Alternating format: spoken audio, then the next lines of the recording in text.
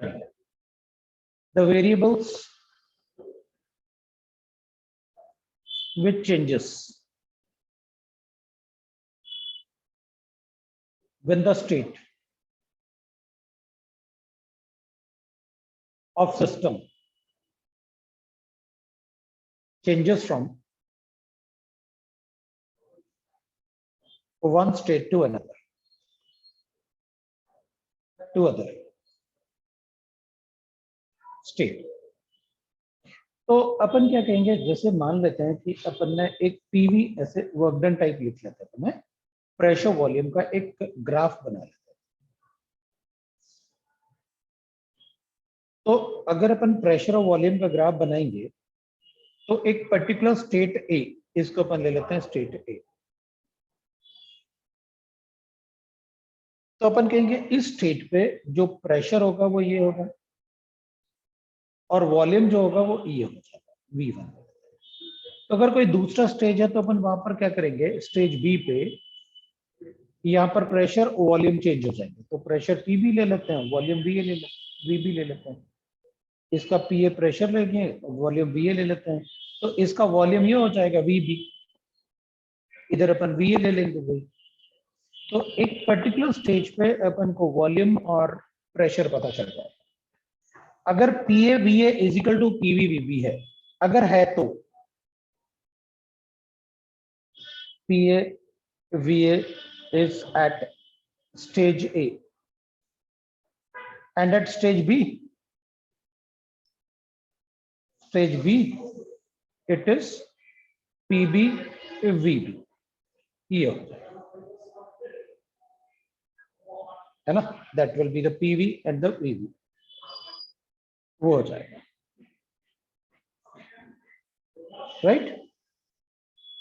तो जो भी वेरिएबल्स किसी एक स्टेज से दूसरे स्टेज पे जाने से चेंज होंगे उनको अपन कहते हैं state variables. And it is not that कि प्रेशर वॉल्यूम होगा, टेम्परेचर भी हो सकता है भाई। टेम्परेचर चेंज कैलकुलेट कर लेंगे अपन। कभी कभी अपन को ऐसे गिवन होगा भाई, अपन को V गिवन है, T गिवन है। तो अगर अपन को V और T गिवन है तो अपन कहेंगे स्टेज A से B तक कर लेते हैं, B से C कर लेते हैं, C से फिर अपन A कर लेते हैं, ऐसे कर लेते हैं, ऐसे। तो अपन कहेंगे A टू B जो है ना, इसके स्टेट वेरिएबल्स होंगे PA, VA और TA। इसके स्टेट वेरिएबल हो जाएंगे PB, VB और TB। और इसके वेरिएबल हो जाएंगे PC, VC और TC अपन कहेंगे। लेकिन अपन कहेंगे देखो ये V और T का ग्राफ है तो ये तो डायरेक्टली प्रोपोर्शनल हो जाएगा, V is directly proportional to T। अगर ये डायरेक्टली प्रोपोर्शनल होगा तो अपन कहेंगे देख भाई V और T का ग्राफ है तो P विल बी कांस्टेंट। मतलब यहाँ पर जो P होगा अपन उसको P ले लेंगे, PA VA अलग नहीं होगा बिकॉज यहाँ पर ये डायरेक्टली प्रोपोर्शनल है। तो अपन कहेंगे यहाँ प्रेशर कांस्टेंट है और प्रेशर कांस्टेंट होगा तो अपन ऐसे लिख लेंगे VA upon TA is equal to VT upon VT। यहां पर लिख लेंगे कि भाई अगर इसमें और इसमें टेम्परेचर कांस्टेंट है तो PA VA will be equal to PV VB, फिर आइसोथर्मल प्रोसेस हो जाएगा। तो वो ग्राफ पर डिपेंड है। तो स्टेट वेरिएबल वो होते हैं जो एक पर्टिकुलर स्टेट को डिफाइन करें, they are called state variable. जैसे यहाँ पर अपन कहेंगे B से C में वॉल्यूम तो कांस्टेंट है, तो अपन कहेंगे VB और VC दोनों बराबर होंगे, VB और VC बराबर होंगे क्योंकि वहां पर वॉल्यूम चेंज नहीं हो रहा B से C तक। बट वॉल्यूम चेंज नहीं हो रहा तो अपन ऐसे तो बोल ही सकते हैं भाई यहाँ पर, लेकिन टेम्परेचर तो यहाँ पर क्या हो रहा है, डिक्रीज हो रहा है। वॉल्यूम चेंज नहीं हो रहा लेकिन टेम्परेचर डिक्रीज हो रहा है। और टेम्परेचर डिक्रीज होने क्योंकि यहां से बता रहे हैं अपन कि देख भाई ये VB था, ये टेम्परेचर TB है और ये TC है। तो अगर टेम्परेचर डिक्रीज हो रहा है तो अपन कहेंगे देख भाई अगर वॉल्यूम कांस्टेंट है और टेम्परेचर डिक्रीज हो रहा है इसका मतलब है प्रेशर भी डिक्रीज हो रहा होगा because pressure is directly proportional to.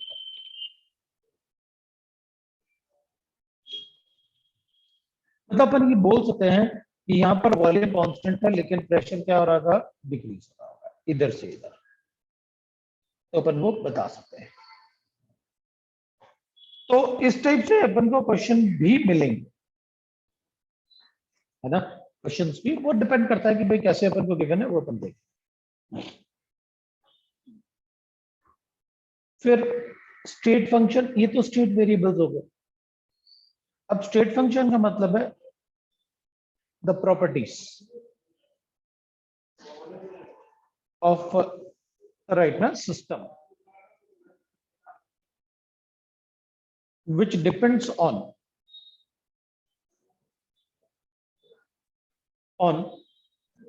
the initial and the final stage, initial and the final stage, but not on the path. तो अपन but not on the path लिखते हैं, ऐसे लिखते हैं, which depends on the initial and the final stage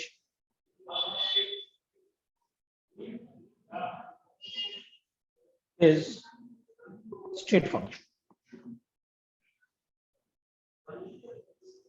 State functions are, these are path independent. State function are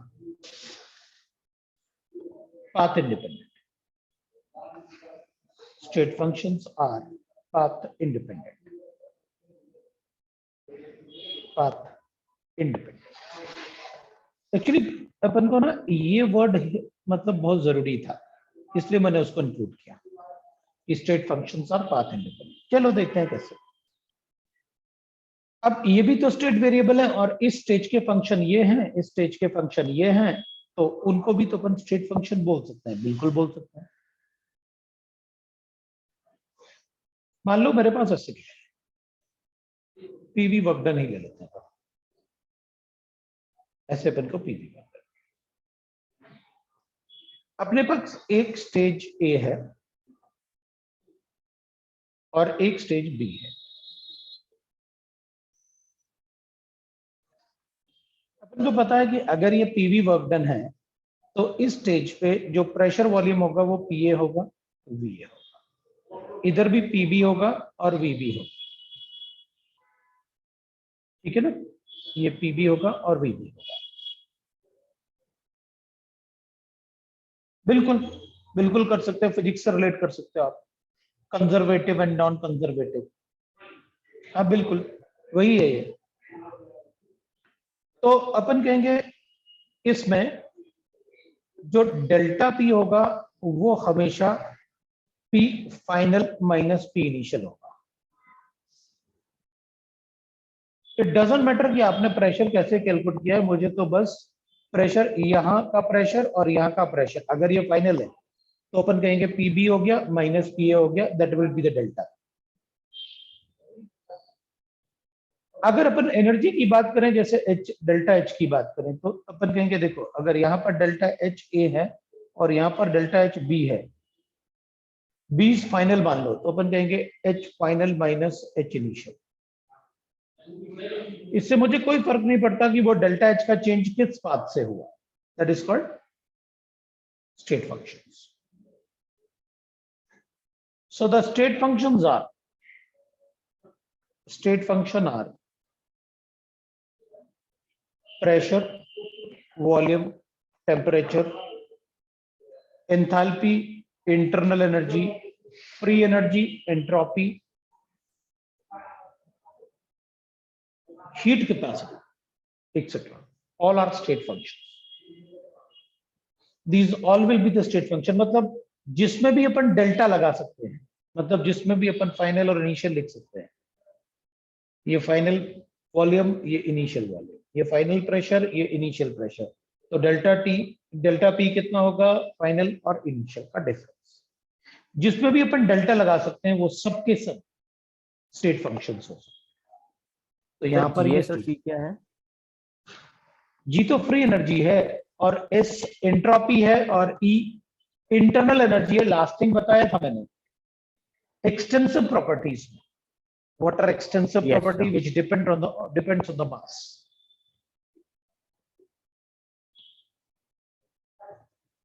Work and heat is a state function, is a path function. They depend on the path. They depends on path. Follow. अगर मान लो मैंने एक path ऐसे follow किया ए से B में आने के, और एक पाथ अपन ने ऐसे फॉलो किया ए से बी में आने के, ये पाथ 1 है और ये पाथ 2 है, ये पाथ 2 है। Then work done in path 1 will not be equal to the work done in path 2. It will be different. Then work done in path 1 is not equal to in path 2 because they depend on the path. अब हो सकता है कि अगर मैं यहां से यहां आया तो इस एक्सपेंशन में कुछ और वर्क डन होगा, इस एक्सपेंशन में कुछ और वर्क डन होगा, तो they depends on the path, right? They depends on the path. ये प्रेशर है, ये वॉल्यूम है, ये टेम्परेचर है, ये एंथैल्पी है, ये इंटरनल एनर्जी है, ये फ्री एनर्जी है, ये एंट्रोपी है, और ये हीट कैपेसिटी है। लास्ट टाइम पढ़े थे ना अपन।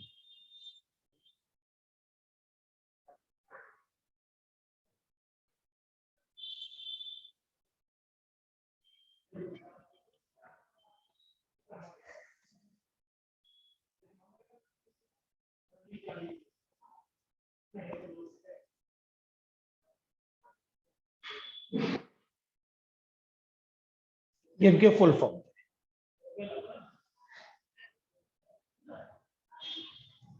ये फुल, ये अपन ने लास्ट टाइम पढ़े। तो that is about the state function and the path function. State function and the path function. Work done and Q, heat and Q, W and Q both depends on the path. किस path को आपने follow, they will depend on the path.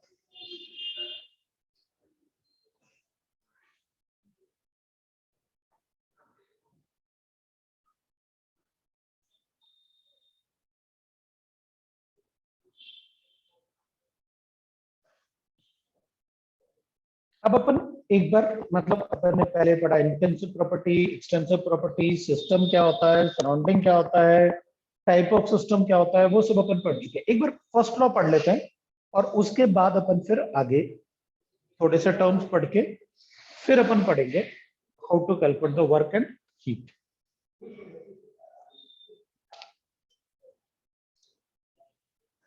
इसका भी homework करना होगा आपको।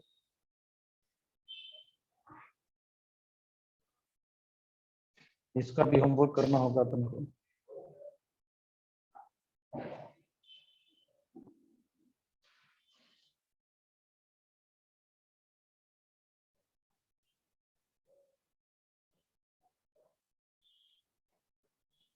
Sir thermodynamics का NCERT करना है ना फिलहाल तो, या शीट भी करना नहीं है? नहीं, मैं पूरा कर रहा हूँ।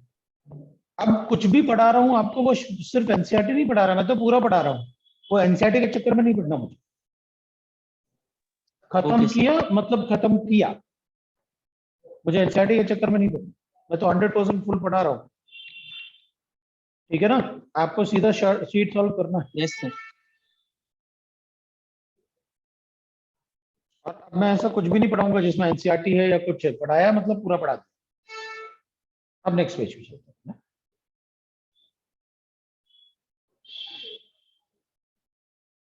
Now we'll read that first law of thermodynamics. Thermodynamics.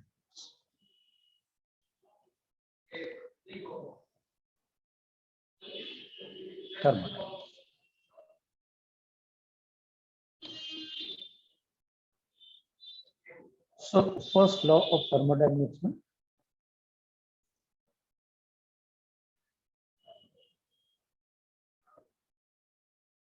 it follows law of conservation of energy. Conservation of energy. So according to Flott, first law of thermodynamics,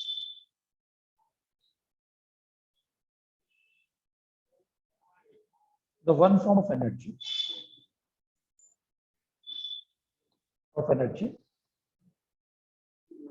can be completely converted into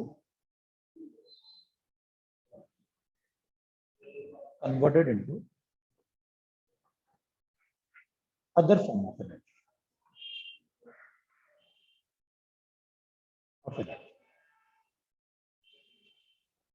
जबकि अपन को पता है it is impossible, हम कभी ऐसा कर ही नहीं सकते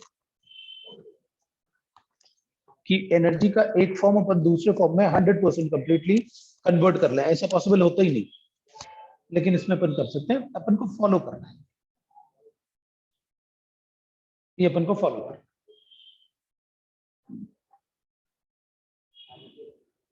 अभी what happens, what we say that ना मैथमेटिकली अपन थोड़ा सा ऐसे लिखते हैं,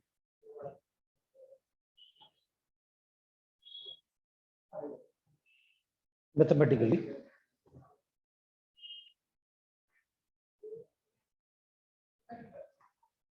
ऐसे लिख सकते हैं, if E1 is the initial internal energy of any system। देख भाई एक बात है, अपन क्या बोलते हैं, जैसे अपनी भी एनर्जी कभी जीरो थोड़ी हो सकती, अपन को भूख लगती है तो अपनी एनर्जी डाउन हो जाती है, मतलब ऐसे नहीं होता कि ना अपने एनर्जी जीरो हो गई, एनर्जी जीरो तो हो ही नहीं सकती। तो इसकी एनर्जी E1 थी पहले से, बिकॉज जैसे अपन कहते हैं ना कि कोई भी मॉलिक्यूल है, एनी मॉलिक्यूल, रूम टेम्परेचर पे इसकी एनर्जी 22.3 किलो कैलोरीज तो होगी, क्योंकि 20 रूम टेम्परेचर पे 25 डिग्री सेंटीग्रेड होता है, और इस टेम्परेचर की वजह से इनमें इतनी एनर्जी तो होती है, तो जो भी गैस उसमें प्रेजेंट है तो उसकी इंटरनल एनर्जी E1 तो होगी, E1 उसकी एनर्जी। तो अपने पास E1 एनर्जी था, internal energy of any system. Now आपने क्या किया, Q इसको हीट दे दिया, Q is heat given to system, to the system. आपने Q हीट इसको दे दिया, तो टोटल एनर्जी कितना हो गया, E1 तो पहले से था और Q और हो गया। अब आपने क्या किया कि इसमें मान लो कोई पिस्टन लगा हुआ था, तो आपने इस पे उसमें वर्क डन किया, सो W is work done on the system, on system. आपने इस पे वर्क डन भी किया, मतलब अब इस पे वर्क डन करोगे तो जैसे कंप्रेशन वगैरह कुछ ऐसे किया, तो work done on the system का मतलब हो गया अब इतनी एनर्जी हो गई। आपने गैस को हीट भी किया, क्योंकि Q मतलब हीट करना, तो अपन ने गैस को हीट किया तो उसकी E1 एनर्जी से E1 प्लस Q हो गई होगी एनर्जी। अब अपन ने उस पर वर्क डन भी किया तो और हीट एनर्जी बढ़ गई, because work done is also a form of energy, तो अपन ने वो भी बढ़ गया उसका। तो टोटल एनर्जी जो होगी ना वो सिस्टम की E2 हो जाती है, this plus this plus this. तो अपन क्या करेंगे, सो अपन ने लिखा E1 is the internal energy of any system and Q is heat given to the system.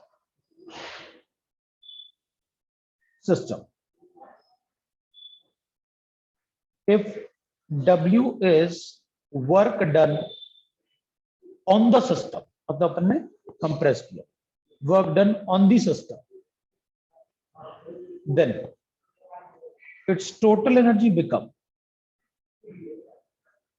energy is, और अपन लिखेंगे become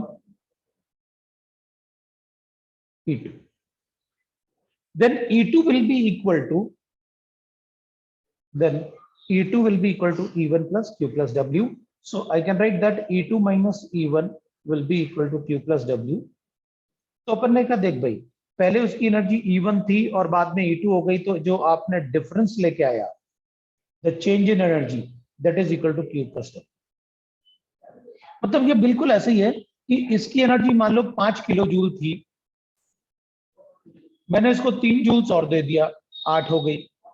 मैंने इसको 5 जूल्स और दे दिया, तो अपन क्या करेंगे, इसको किलो जूल, इसको भी जूल लेते हैं, तो 5 जूल था, 3 जूल और दिया तो 8 हो गया, 5 जूल और दिया तो 13 हो गया, मतलब टोटल एनर्जी 13 हो गई, उसकी पहले से 5 थी, तो 13 माइनस 5 मतलब 8 जूल्स, ये Q प्लस डब्ल्यू।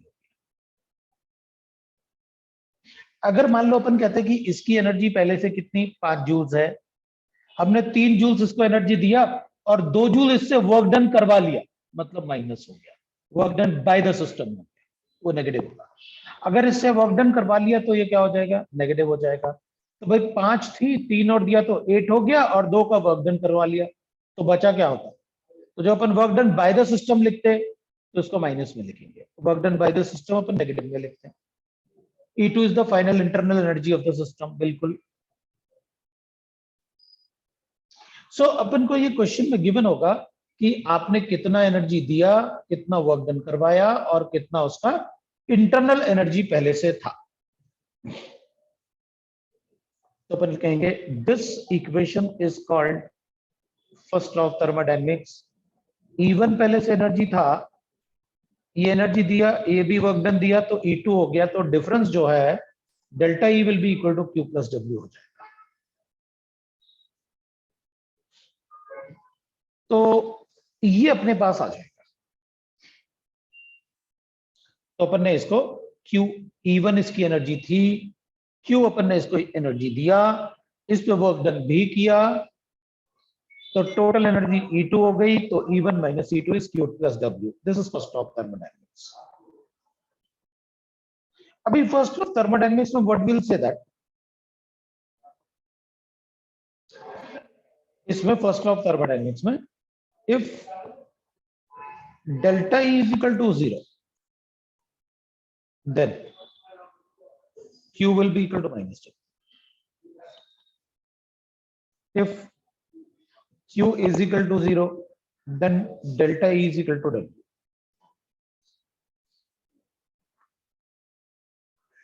और अगर W 0 है तो we know that what will happen. If W is equal to 0, then delta E is equal to Q. तो अपन delta E is equal to Q लिखेंगे।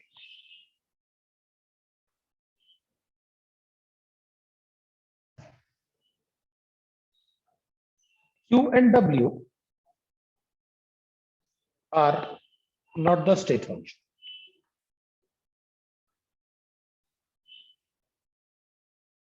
But E and delta E are state functions. But E is a state function.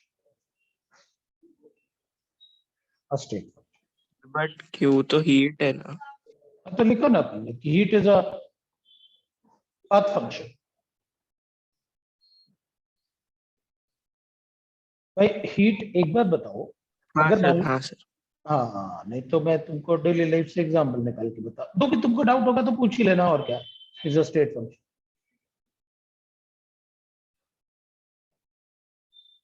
Is a state function.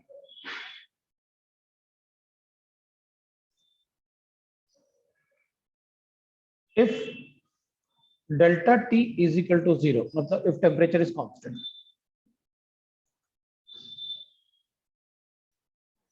then delta E will be equal to, क्योंकि अगर temperature constant है तो जो energy दिया अपन ने या work done किया, अब टेम्परेचर कांस्टेंट रखने का मतलब है कि कोई हीट नहीं दिया मैंने उसको, कोई एनर्जी नहीं दी, एनर्जी नहीं दी तो फिर कांस्टेंट पर तो डेल्टा E 0 होना चाहिए।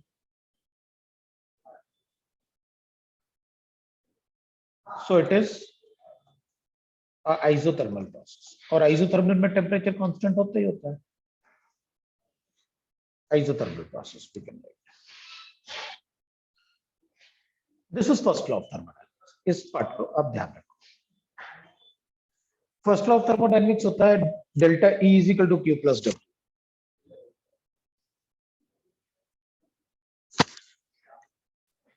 तुम लोगों का फिजिक्स में थर्मोडायनेमिक्स शुरू हो गया क्या? Yes sir. सर केटीजी चालू है। अच्छा, तो अपन नेक्स्ट पेज पे चलेंगे। Sir wait. सर एक मिनट। हाँ हाँ,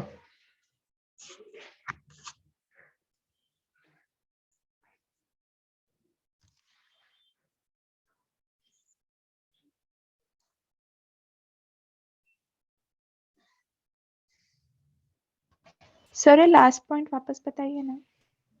लास्ट पॉइंट में अगर मान लो टेम्परेचर कांस्टेंट है तो अपन ने मतलब इसको Q दिया ही नहीं होगा, या Q दिया होगा तो उतना वर्क डन करवा लिया होगा।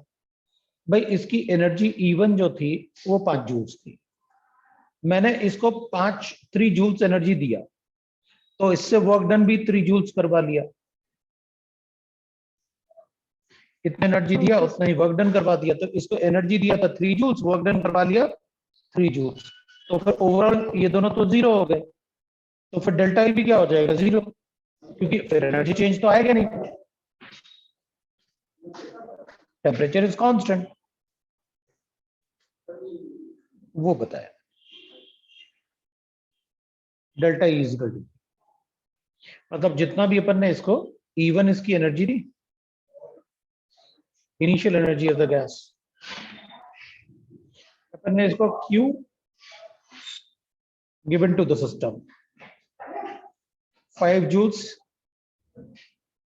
हीट गिवन, और इसने -5 joules work done by system. तो जितना मैंने एनर्जी दिया था उतना ही उससे वर्क डन करवा लिया।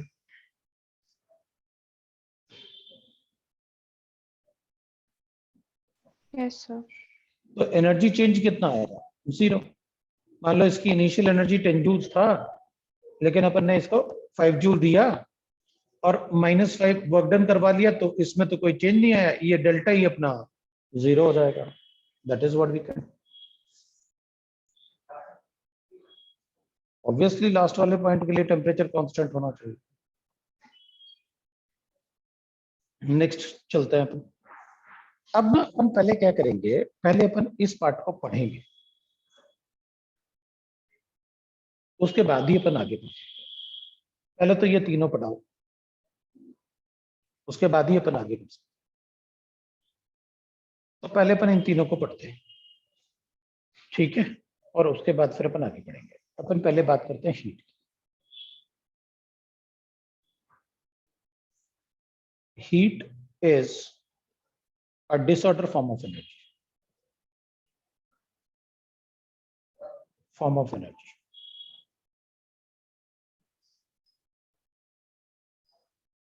Any energy given to the system,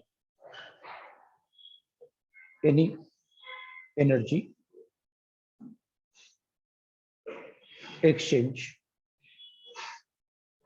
due to temperature difference.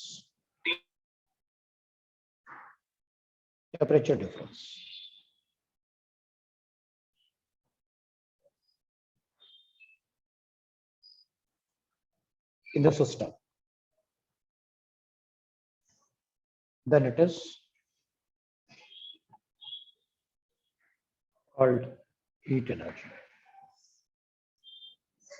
So what we say that now, कि Q जो होता है ना heat energy, that is directly proportional to the temperature difference. अगर मैं अब अपन एक बार ये भी देख लेते हैं सर, ये डिसऑर्डर फॉर्म ऑफ एनर्जी क्या है, ये समझ में नहीं आया। अब अपन मान लो एक बार अपन चेक करें, जैसे अपने पास अगर कोई ऐसे वेसल में वाटर है, ये अपन कोई गैस ले लेते हैं वेसल में, ये गैस, ये वाटर, अगर अपन इसे हीट करेंगे ना, या इसे हीट करेंगे, तो ऐसे नहीं होता अपन इसको यहां से भी हीट कर रहे हैं, यहां से भी हीट कर रहे हैं, यहां से भी हीट कर रहे हैं, यहां से भी, ऐसे थोड़ी होता है। या गैस को अपन अगर कंप्रेस या एक्सपेंड करेंगे तो अपन हीट करेंगे, तो इसका टेम्परेचर अपन को T1 गिवन है, इनिशियल टेम्परेचर, बाद में अपन इसे हीट करेंगे तो T2 टेम्परेचर हो जाएगा। लेकिन जब अपन इसे हीट करेंगे तो ऐसे नहीं होता अपन यहाँ भी हीट करते हैं, यहाँ से भी हीट करते हैं, यहाँ से भी हीट करते हैं, ऐसे थोड़ी होता है। किसी एक जगह से हीट करेंगे, बाकी वो मूव करेगा गैस, तो दूसरे पार्टिकल को कन्वेंशन की वजह से वो हीट करता रहेगा। जैसे वाटर में भी होता है, वो रोटेट करता रहता है वाटर, तो अपन डिसऑर्डर फॉर्म में हीट कर रहे हैं ना, इधर हीट करेंगे तो इधर ज्यादा गर्म होगा पानी, इधर थोड़ा और ज्यादा गर्म होगा, इधर थोड़ा कम गर्म होगा, इधर बहुत कम गर्म होगा, लेकिन वो धीरे धीरे धीरे धीरे रोटेट होता रहेगा, तो बाद में वो गर्म हो जाएगा। तो it is a disorder form of energy. Disorder form of energy इसलिए क्योंकि अपन इसको यूनिफॉर्मली हीट नहीं करते, इसको यूनिफॉर्मली अपन टेम्परेचर नहीं देते।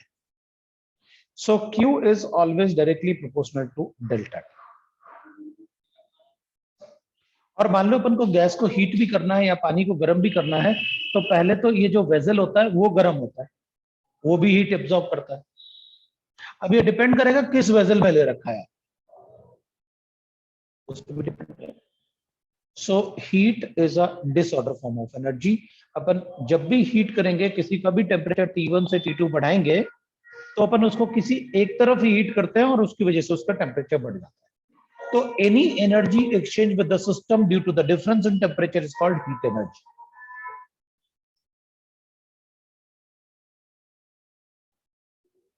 So I'll write that Q is equal to C. C is a constant. Where C is a constant.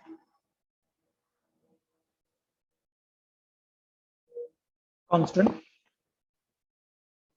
called as heat capacity. Upon heat capacity पढ़ेंगे, लेकिन अभी अपन हीट कैपेसिटी की बात नहीं कर रहे, अपन को सिर्फ Q की जरूरत थी, अपन ने अभी पढ़ लिया। इसमें काफी कुछ अभी और भी आएगा।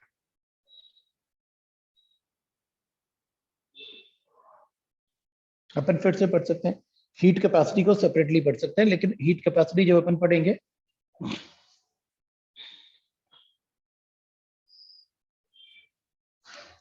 तो पहले अपन इंटरनल एनर्जी पढ़ते हैं, फिर अपन हीट कैपेसिटी वापस पढ़ेंगे। तो हमें ये पता है कि अगर किसी को भी आप एनर्जी दोगे और वो एनर्जी आपने टेम्परेचर से दिया, तो मैं उस एनर्जी को हीट बोलूंगा। फिर टेम्परेचर के अलावा भी तो एनर्जी दे सकते हैं, हाँ, तो उसको हीट नहीं बोलूंगा। That will be called as work done. That will be called as work.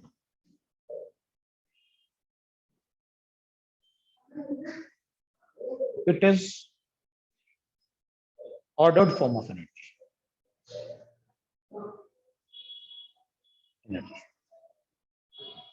Any energy given to the system, exchange with the system,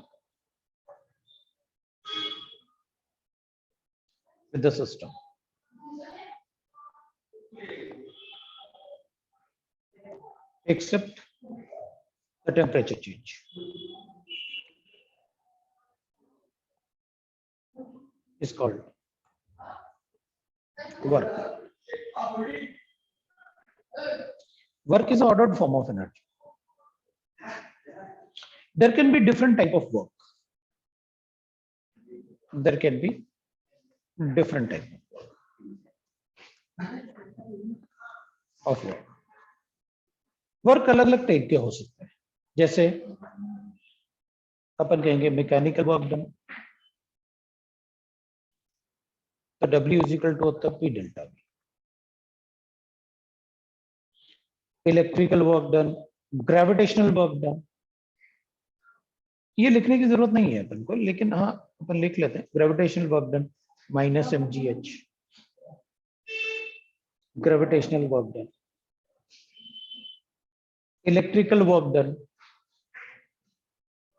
तो इलेक्ट्रिकल वर्क डन होता है माइनस NF पोटेंशियल डिफरेंस। तो ये अपन अलग अलग chapters में पढ़ेंगे, हम इस चैप्टर में सिर्फ ये वाला पार्ट पढ़ेंगे, पीवी वर्क डन। तो ये लिखने की जरूरत नहीं है। अपन यहां पर वर्क डन कैलकुलेट कैसे करते हैं वो देख लेते हैं।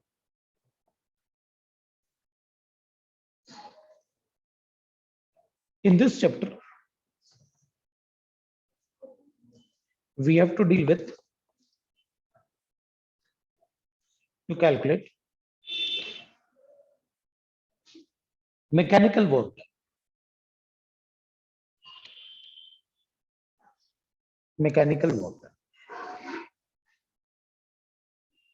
This is also called as PV work done. इसको अपन PV work done भी बोलते हैं. It is also called as PV work done. It is also called as PV work done.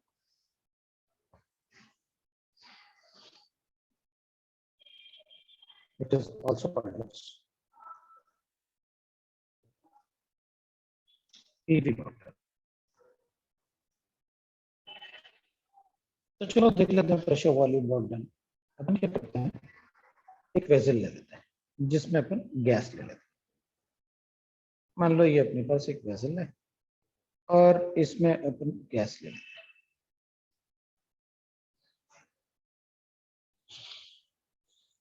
और इसमें अपन बना देते हैं एक मूवेबल पिस्टन बना लेते हैं. इसमें ये पिस्टन लगा लेते हैं अपन. इसमें भी एक पिस्टन लगा लेते हैं.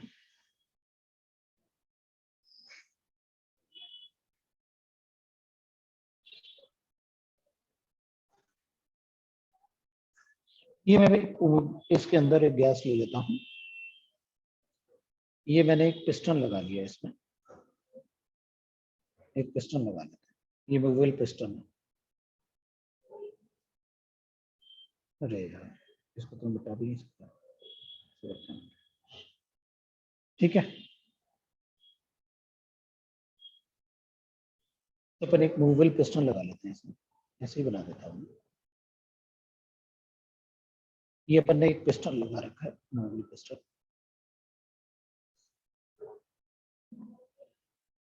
और इस पिस्टन को अपन क्या करेंगे, बाहर प्रेशर जो बाहर है ना, इसके बाहर, उसको अपन प्रेशर एक्सटर्नल बोल देते हैं. और यहाँ पर गैस ले लेते हैं, 1 मोल गैस. और पिस्टन को अपन कंप्रेस कर लेते हैं. ये कंप्रेशन, तो ये पिस्टन अपन कंप्रेस करेंगे. इधर वॉल्यूम V1 था, इधर वॉल्यूम V2 है, तो वॉल्यूम चेंज अपन DL ले लेते हैं. तो डिस्प्लेसमेंट क्या लेते हैं, is the area of this piston. Area of piston.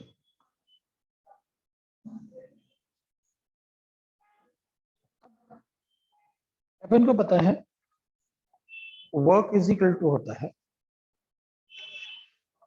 Force into distance.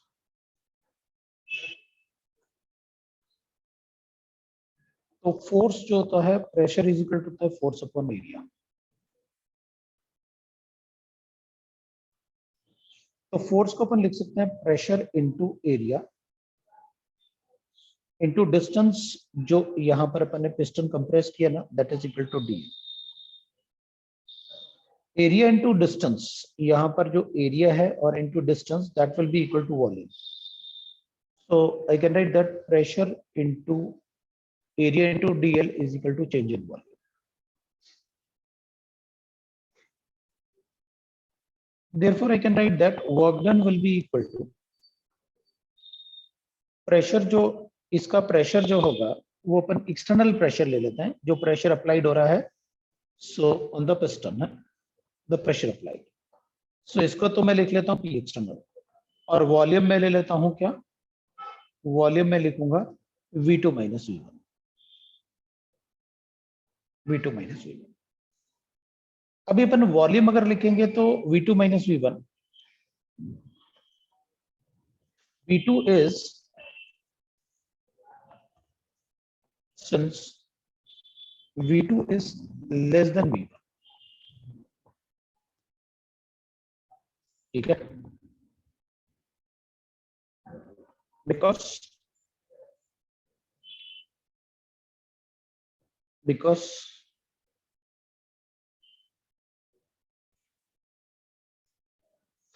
we use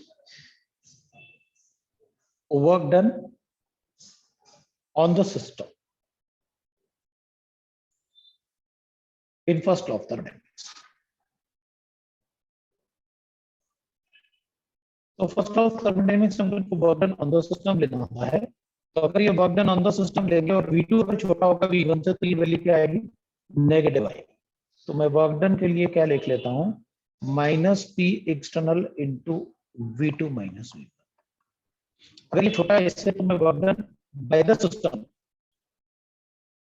थोड़ा सा इसको दूर लिख रहा हूँ क्योंकि मुझे वहां पर सराउंडिंग लिखना है। वर्क डन सराउंडिंग है ऑन द सिस्टम, तो work done by the surrounding on the system ले रहा हूं। मैंने इसको इसलिए ऐसे किया, एक बार सुन लेना अच्छे से।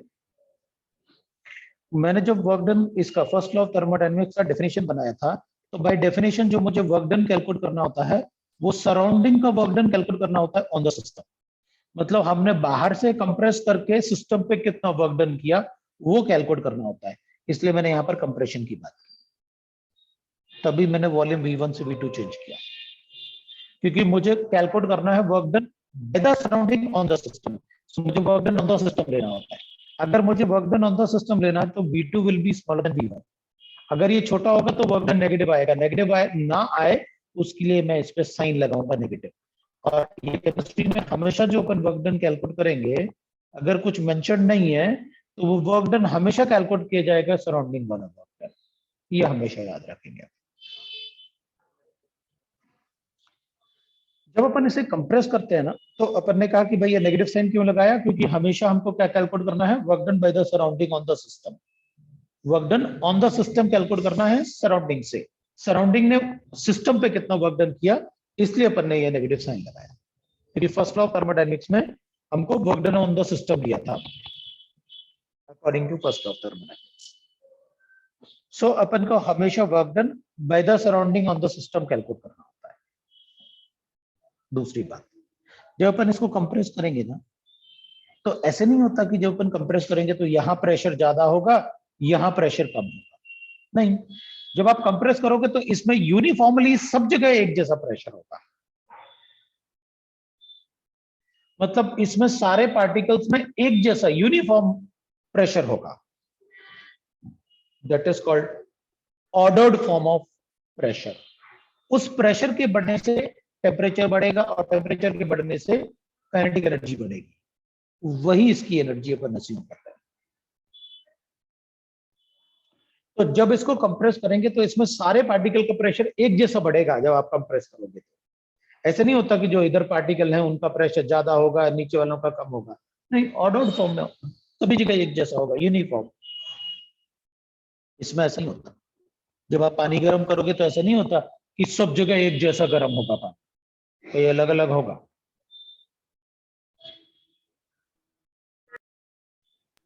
सही है, गैस है इसलिए सब जगह सेम है कि लिक्विड में भी ऐसे ही होता? नहीं, गैस में है इसलिए सब जगह एक सेम है।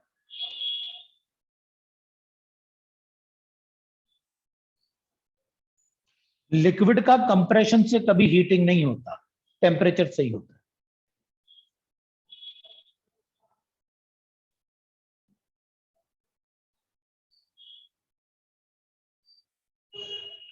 So equation 2 is work done by surrounding on system.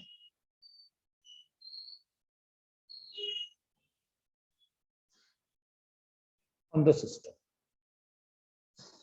That is the point.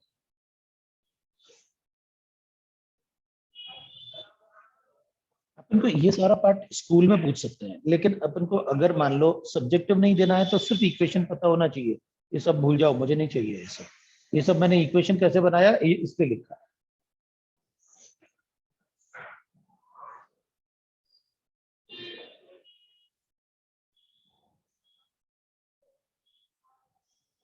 मुझे ये वाला इक्वेशन चाहिए 1 और 2, दैट्स ऑल। बाकी आपको पता है या नहीं है उससे फर्क नहीं पड़ेगा।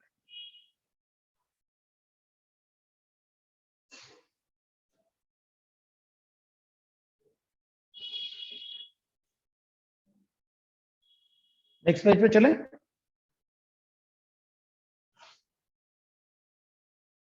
Yes, sir. अब थर्ड पॉइंट देखते हैं, इंटरनल एनर्जी।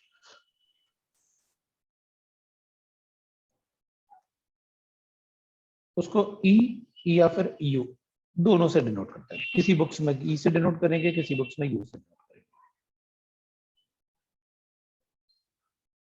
ठीक है सर, ये फिजिक्स से उल्टा है, मतलब वो कह रहा है कि फिजिक्स में आप P इंटू डेल्टा वी लिखते हो, तो फिजिक्स में आप सिस्टम से वर्क डन पढ़ते हो और केमिस्ट्री में सराउंडिंग से, इसलिए उल्टा है। मैं कोई रिलेशन नहीं बनाना चाहता, लेकिन दोनों अपनी जगह सही है, क्योंकि केमिस्ट्री में अपन सराउंडिंग से पढ़ते हैं वर्क डन, और फिजिक्स में सिस्टम से पढ़ते हैं, तो उल्टा तो होगा ही।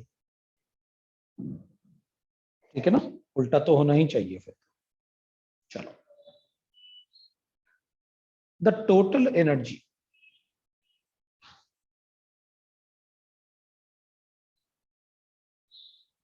present with any system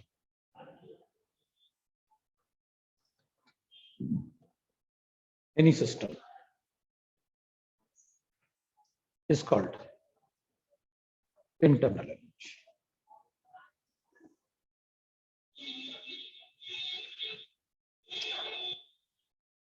It is the sum of the all type of energies, all types of energy present in the system.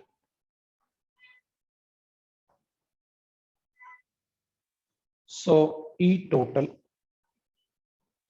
will be equal to E kinetic energy, E potential energy,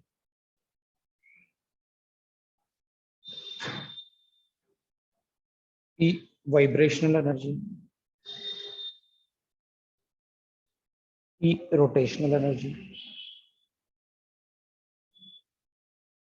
E translational energy, E मतलब इसमें बहुत सारे type के energy. We cannot calculate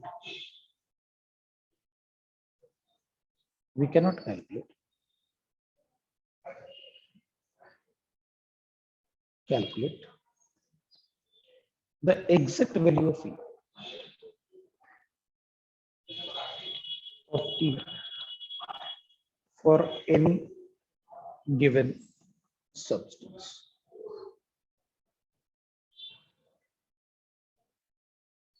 Any given substance or system. So we study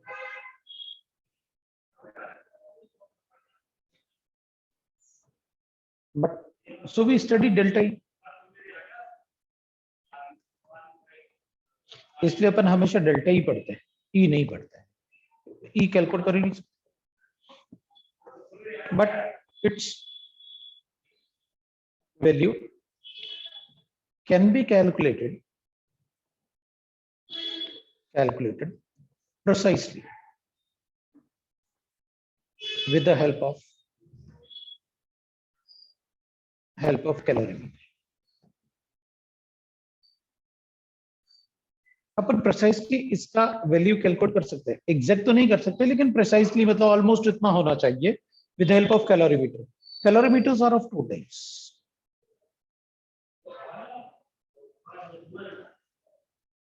types.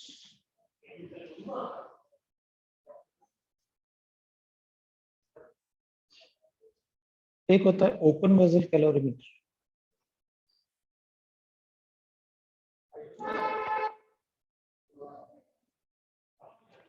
in which pressure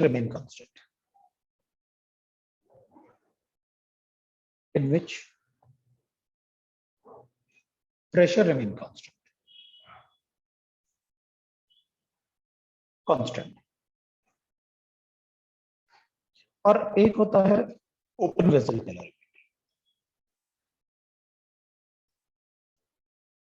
calorimeter. इसको अपन बोम calorimeter भी बोलते हैं.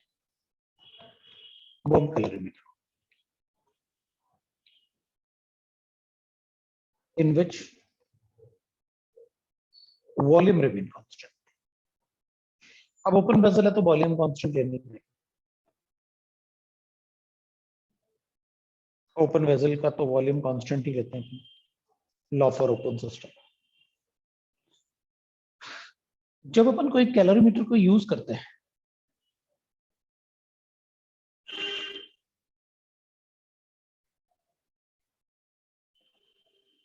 है ना, जो कोई कैलोरीमीटर को यूज करते हैं, जब अपन कोई कैलोरीमीटर को यूज करते हैं तो पहले चेक कर लेते हैं कैलोरीमीटर होता कैसे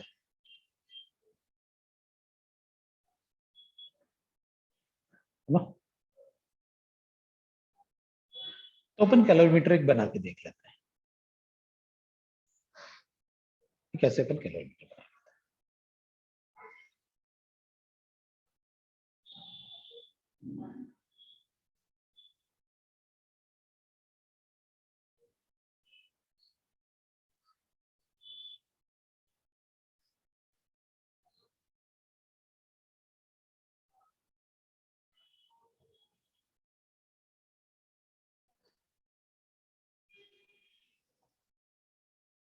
अपन कैलोरीमीटर बना लेते हैं।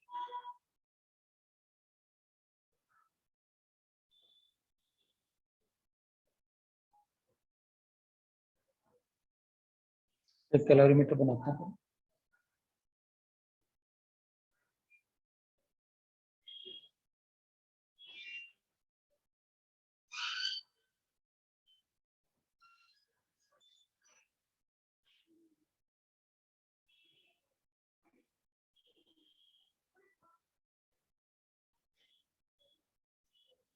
तो कैलोरीमीटर बनाते हैं अपन, उसमें ऐसे बनाते थे।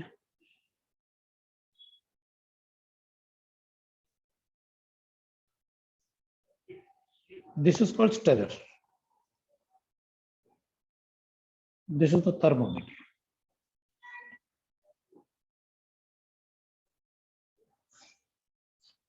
इसमें अपन पानी भरेंगे।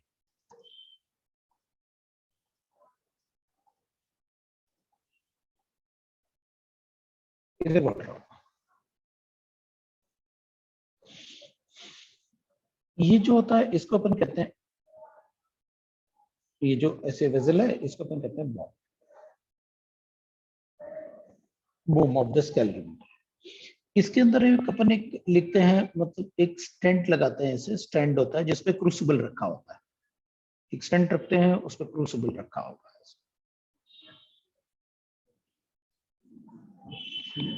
इस क्रूसिबल के अंदर जिस कंपाउंड को अपन को पढ़ना है, उस कंपाउंड का, उस सब्सटेंस को अपन रखेंगे।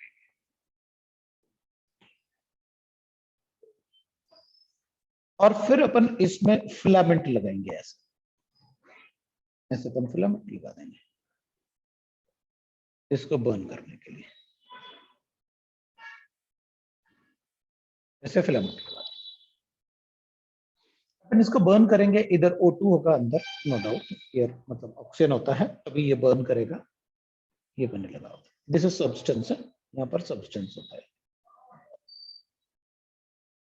जिसका अपन को कैलकुलेट करना है। And this is a filament, तो अपन यहाँ पर फिलामेंट लगा सकते हैं।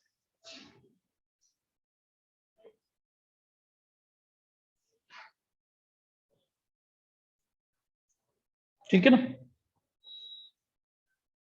when the substance is burnt, है ना, when the substance is burnt,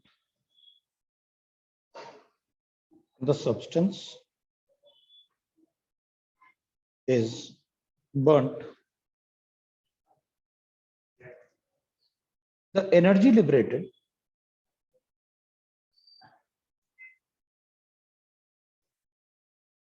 will increase the temperature,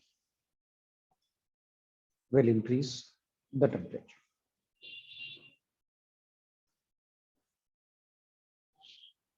तो इसका टेम्परेचर थर्मोमीटर का इनिशियली अपन को T1 गिवन होता है और finally we get T2 temperature from T1 to T2। तो टेम्परेचर चेंज होता है। Then we write heat exchange by calorimeter, exchange by calorimeter। that is Q, will be directly proportional to temperature difference or a difference in temperature you can say. In temperature, वो अपन को पहले से पता है कि Q is directly proportional to delta T. So Q will be equal to C, that is heat capacity, into delta T. That is the heat exchange by calorimeter. Where C is the heat capacity of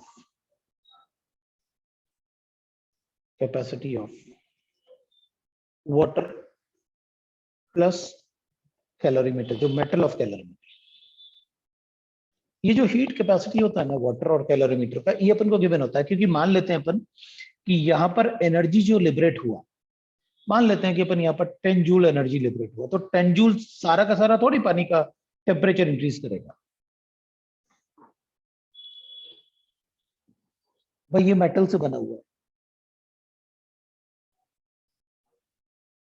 ये जो आपका boom बना हुआ है ये metal से बना हुआ है. जब 10 जूल जनरेट होगा यहाँ पर हीट इसके बर्न करने से, तो अपन कहेंगे 10 जूल में से कुछ तो ये भी गर्म होने के लिए एनर्जी यूज करेगा. पानी भी गर्म होगा तभी तो टेम्परेचर इंक्रीज होगा, पानी भी एब्जॉर्ब करेगा कुछ हीट. तो अपन को ये पता होना चाहिए कि भाई ठीक है टेम्परेचर चेंज जितना आया, लेकिन व्हाट अबाउट दैट हीट जो पानी ने एब्जॉर्ब कर लिया और वो मेटल जिससे बूम बना हुआ था उसने एब्जॉर्ब कर लिया, तो वो अपन को पता होता है, वो सी होता है. तो अपन लिखते हैं भाई Q will be equal to C, जो होता है वो होता है वाटर प्लस मेटल का हीट के पास, water plus metal multiply by temperature difference. ये अपना इक्वेशन हो जाएगा जो अपन पढ़ेंगे. ये अपना इक्वेशन हो जाएगा जो अपन पढ़ते हैं. What is the use of boom? हाँ, तो पानी फिर टेम्परेचर चेंज कैसे करोगे, तब पता कैसे चलेगा टेम्परेचर, क्योंकि भाई पानी अंदर बढ़ जाएगा तो जो एनर्जी लिबरेट कर, फिर तो ये कंपाउंड डिसॉल्व भी हो जाएगा पानी में, तो उसको बूम बना के रखना पड़ेगा ना अपन को. उसको अलग वेसल देना पड़ेगा ना जिसमें अपन उसे बर्न करेंगे जहां एनर्जी लिबरेट हो. That is the use of boom.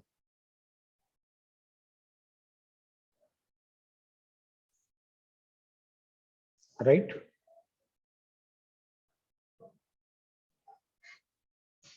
Sir stirrer में भी तो थोड़ा एनर्जी जाएगा ना? नहीं, स्टरर तो बहुत स्लोली, उससे एनर्जी बढ़ सकती है स्टरर से. उसको अपन रोटेट करेंगे, तो अगर आप रोटेट करोगे पानी को तो क्या होगा, उसकी पानी की पोटेंशियल एनर्जी बढ़ सकती है. इसलिए अपन इसको धीरे धीरे धीरे धीरे रोटेट करेंगे. और किसी इसकी ये जो वैल्यू होती है ना वाटर प्लस मेटल, ये इस पर लिखा होता है. जो बूम बना होता है ना, ये बाहर से वुडन बॉक्स बनता है ऐसे, उस वुडन बॉक्स पे मेटल शीट लगा होता है, उस पर लिखा होता है कि भाई इसमें जो पानी और मेटल है बूम जिससे बना हुआ है उसका कितना होता है हीट कैपेसिटी, वो उस पर लिखा होता है, क्वेश्चन में गिवन होता है हमेशा, क्योंकि हर एक मेटल का अलग अलग हीट कैपेसिटी होता है. तो अपन फिर से पढ़ेंगे ना, मैंने कहा था ना हीट फिर से पढ़ाऊंगा, फिर से चेक करेंगे अपन हीट. अब होता क्या है, इंटरनल एनर्जी अपन पढ़ते हैं eight constant volume. Internal energy जब भी अपन कैलकुलेट करेंगे that will be calculated at constant volume.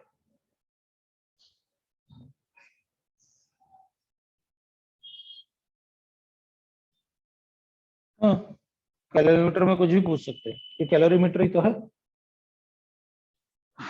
Plus और माइनस एनोड कैथोड है ना. अभी अब इतना मत पूछो, ये एनोड कैथोड बोलते रहता बार बार, फिलामेंट है ना.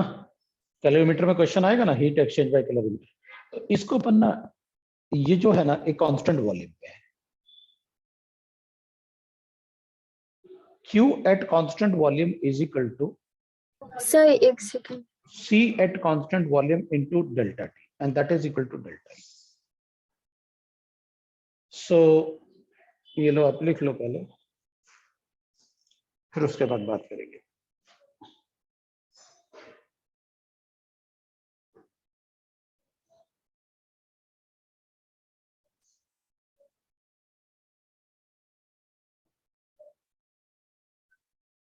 Yes, sir. Done. Okay.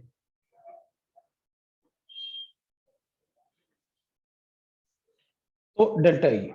Actually, at constant volume, we always calculate the internal energy of the system at constant volume. We always calculate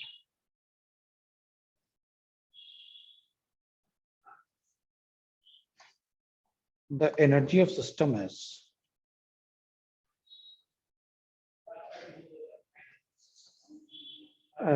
the internal energy.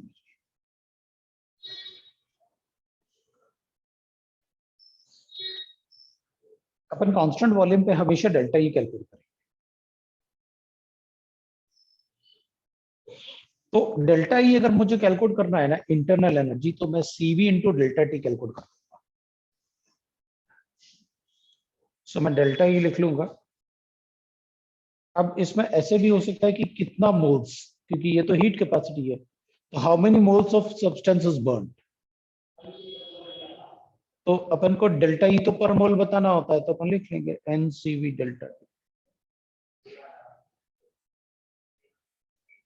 So delta ई तो अपन को पर मोल बताना होता है, तो अपन एनसीवी डेल्टा टी लिख लेते हैं। Delta E will be equal to, so delta E will be equal to NCV delta T.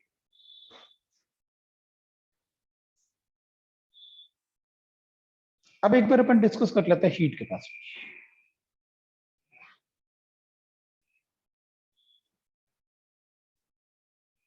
Heat capacity क्या होता है? वैसे तो अपन उसको सी से डिनोट करते हैं। जैसे अपन ने हीट डिस्कस किया, अपन ने वर्क डन डिस्कस किया, अपन ने इंटरनल एनर्जी चेक किया कि इंटरनल एनर्जी क्या होता है, अपन ने वर्क डन कैलकुलेट किया, what is work, what is heat. एक बार चेक करते हैं अपन की what is heat capacity. Heat तो पता है अपन को, energy given to the system और energy given by the system due to the temperature difference is called heat. तो अपन एक बार चेक कर लेते हैं what do you mean by heat capacity. Heat capacity क्या होता है?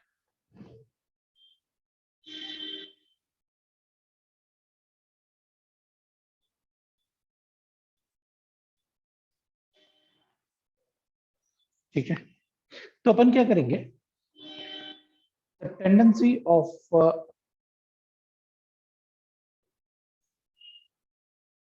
सब्सटेंस या फिर मॉलिक्यूल भी हो सकता है, और मॉलिक्यूल और system to hold the heat.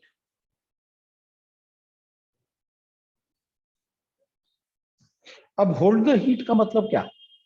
भाई कोई सिस्टम है, मैं उसको एनर्जी दे रहा हूं और वो गर्म नहीं हो रहा है। तो मेरे पास कोई सिस्टम है, उसको एनर्जी दे रहा हूं और वो गर्म नहीं हो रहा है। तो गर्म नहीं होना मतलब क्या, क्या मतलब है इसका?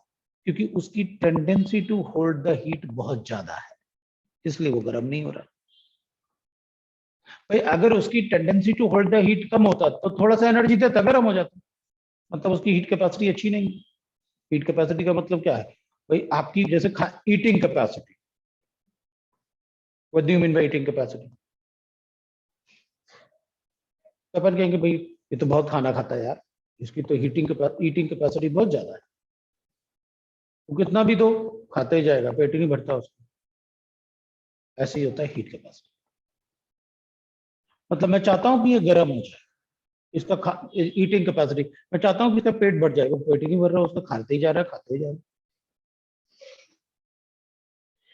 तो टेंडेंसी ऑफ सिस्टम और the substance to hold the heat is called heat capacity. अपन क्या बोलते हैं for solids,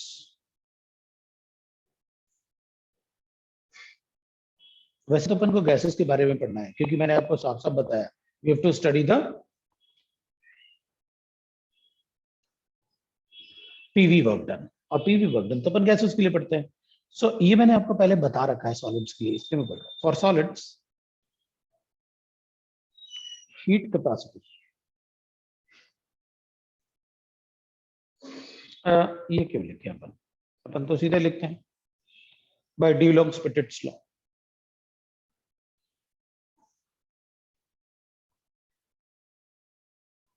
D'Elongpetit's law. So D'Elongpetit's law is for solids, specific heat capacity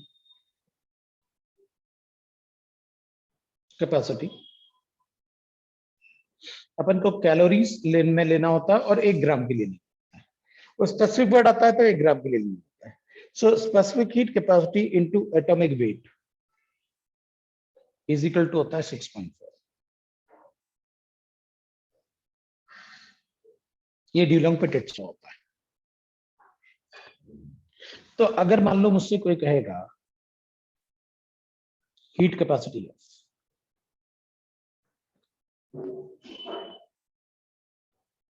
है ना, अगर मान लो कोई अपन से कहेगा heat capacity of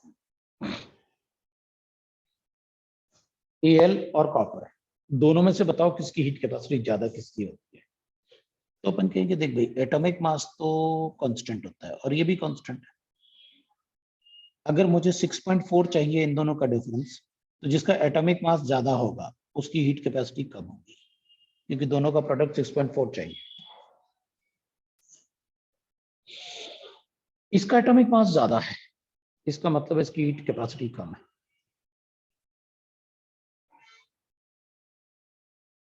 means copper will be heated more easily than silver than aluminum. ये हीट कैपेसिटी, क्योंकि कॉपर की हीट कैपेसिटी कम है. The heat capacity of copper is less.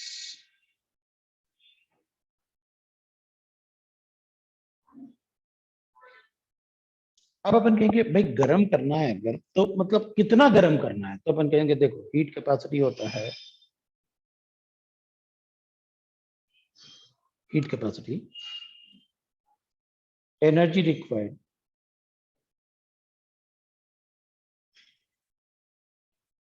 Bye given mass of substance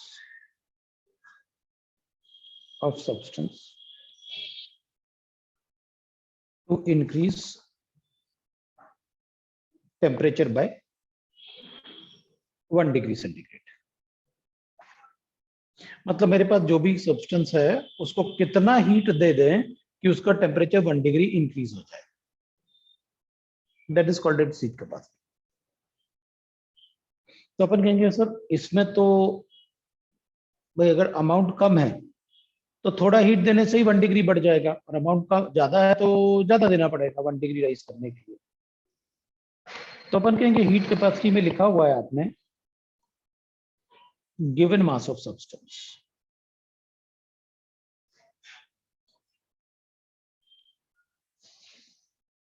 लिखा हुआ है given mass of substance.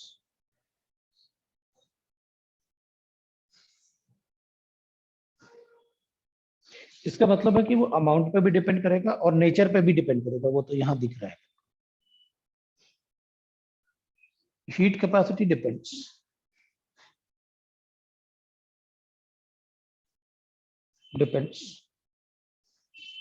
On nature of substance.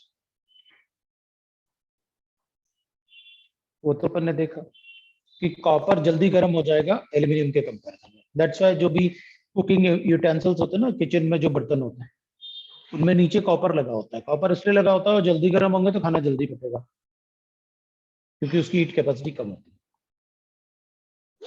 So heat capacity depends on nature of substance and the amount of substance.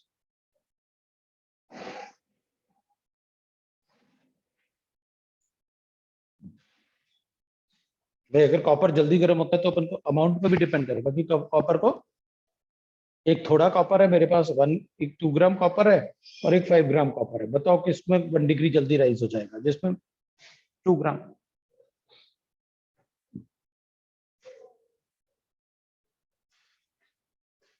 We can say like this.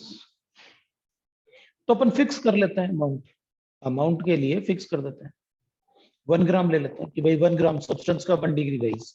तो अगर आप fix करोगे 1 ग्राम तो उसको कहते हैं स्पेसिफिक हीट कैपेसिटी.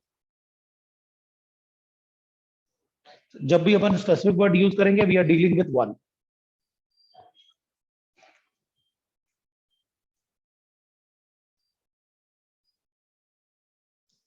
तो स्पेसिफिक हीट कैपेसिटी को अपन ऐसे कर लेते हैं, इसको सी डैश ले लो। तो अपन कहेंगे energy required by 1 gram of substance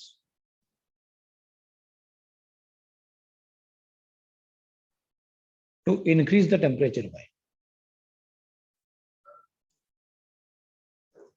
1 degree centigrade। वैसे तो अपन केमिस्ट्री में ग्राम्स में कुछ भी नहीं पढ़ते, सब मोल्स में पढ़ते हैं, तो ठीक है अपन मोलर हीट कैपेसिटी लिख लेते हैं, मोलर स्पेसिफिक हीट कैपेसिटी।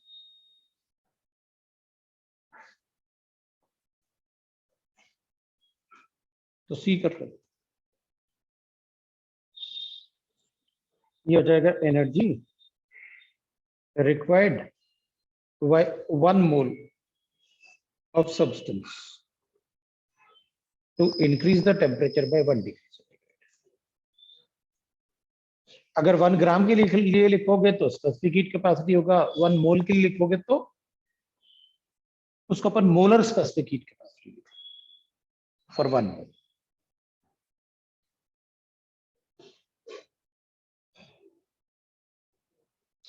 अब अपन कहेंगे हीट कैपेसिटी जो है ना,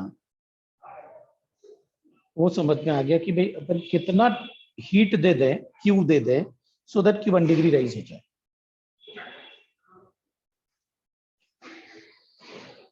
molar specific heat capacity can be calculated at constant volume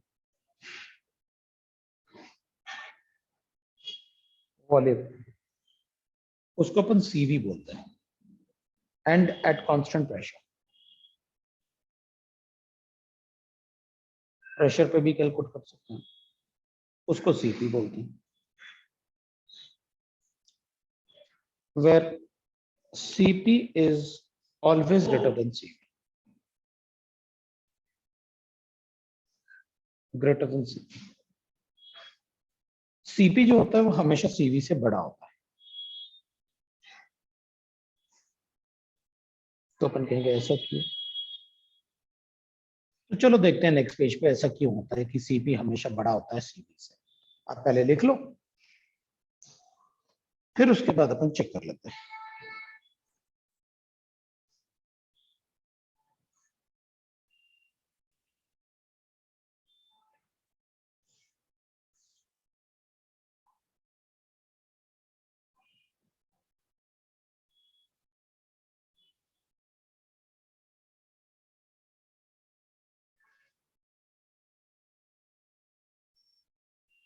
yes sir. ठीक है, नो सर, 1 मिनट सर। हाँ हाँ, फिर भी मैं रुकूंगा, चिंता मत करो।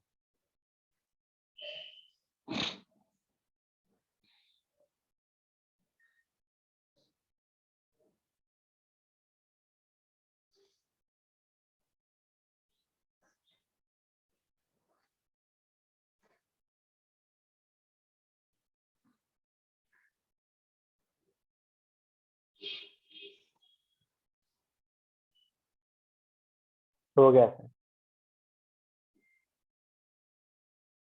ठीक है,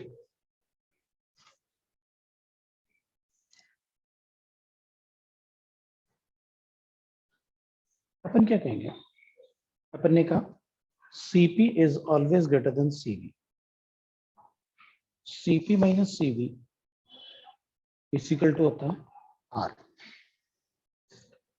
R is a gas constant, CP minus CV is equal to होता है R। चलो देखते हैं ये है क्या। ठीक है, यहाँ पर ने कुछ भी नहीं लिखा, ये इक्वेशन लिखा है।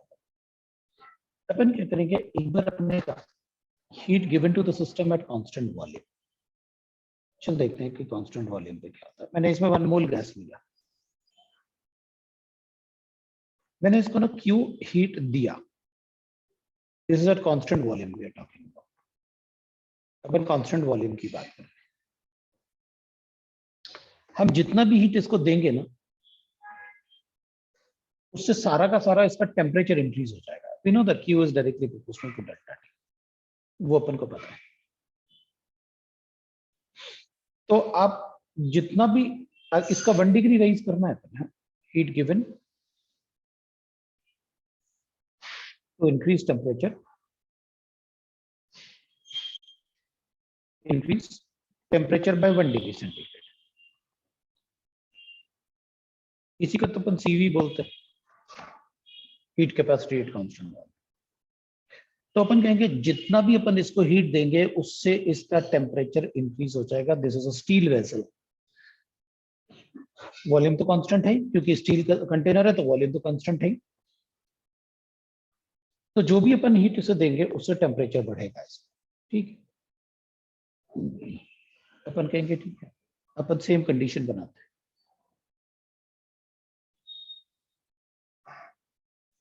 अब अपन 1 मोल ऑफ अ गैस, इसमें कांस्टेंट प्रेशर की बात कर रहा हूं, इसमें अपन कांस्टेंट प्रेशर की बात कर रहा हूं। मैं इसको हीट देता हूं, so heat given at constant, ये वॉल्यूम था, अपन कांस्टेंट प्रेशर की बात कर रहे हैं। अब जो भी आप हीट दोगे उससे इसकी एनर्जी बढ़ेगी, एनर्जी बढ़ेगी तो काइनेटिक एनर्जी बढ़ेगा, काइनेटिक एनर्जी बढ़ेगा तो प्रेशर बढ़ेगा। तो अपन कहेंगे इधर भी तो हीट देने से काइनेटिक एनर्जी बढ़ रही थी और प्रेशर बढ़ रहा था। हाँ तो ठीक है ना, काइनेटिक एनर्जी बढ़ रही थी तभी तो टेम्परेचर बढ़ गया, वॉल्यूम तो कांस्टेंट था ना। अब यहां प्रॉब्लम यह है कि अगर मैं हीट देता हूं तो काइनेटिक एनर्जी बढ़ेगी, तो collision on the wall of the container बढ़ेगा तो प्रेशर बढ़ेगा, और मुझे प्रेशर क्या चाहिए, कांस्टेंट। भाई मैं अगर उसको हीट देता हूं तो इसका प्रेशर बढ़ रहा है, और प्रेशर बढ़ेगा तो फिर ये कांस्टेंट प्रेशर पे नहीं होता है, अपन को सीपी पे चाहिए कांस्टेंट प्रेशर। तो अपन क्या करेंगे, इसको हीट देते हैं। प्रेशर कांस्टेंट करने के लिए मैं इसमें मूवेबल पिस्टन लगाता हूं, ये कांस्टेंट वॉल्यूम नहीं है, मैं इसमें एक पिस्टन लगा लेता हूं, लगा लिया। अब मैं क्या करूंगा, जब मैं इसको हीट दूंगा तो इसका प्रेशर ना बढ़े उसके लिए मैं कुछ इसको एक्सपेंड भी करता रहूंगा ताकि प्रेशर ना बढ़े, इसलिए मैं इसको एक्सपेंड भी करता रहूंगा। भाई कुछ heat, some amount of heat will be used in increasing the temperature and some amount of heat will be used in increasing the volume. ये V1 था, ये V2 था। तो कुछ हीट अगर एक्सपेंशन होगा तो अपन कहेंगे वॉल्यूम चेंज आ रहा है, वॉल्यूम चेंज होगा तो वर्क डन होगा, फिर तो वॉल्यूम चेंज होगा। और ये नेगेटिव आ रहा है क्योंकि volume work done by the system, bye the system होगा तो नेगेटिव होगा, क्योंकि बाय द सिस्टम का मतलब है अगर गैस वर्क डन करेगा तो बाहर की तरफ पुश करेगा, पिस्टन को बाहर की तरफ पुश करेगा तो ये वर्क डन करेगा भाई पुश करने के लिए, तो V2 बड़ा होगा V1 से, वर्क डन नेगेटिव होगा। अपन ने जब वर्क डन पॉजिटिव कब होता है, जब work done on the system होता है तो अपन पॉजिटिव लिखते हैं, वर्क डन पॉजिटिव होता है जो अपन ने लिखा। अब अपन क्या कहेंगे, जो आप यहां पर हीट दे रहे हो इससे कुछ हीट से तो इसका 1 डिग्री राइज हो रहा है और कुछ हीट से वर्क डन हो जा रहा है, work is a form of energy है। तो कुछ एनर्जी तो इसका टेम्परेचर इंक्रीज करने में यूज हो रहा है और कुछ एनर्जी इसका वर्क डन।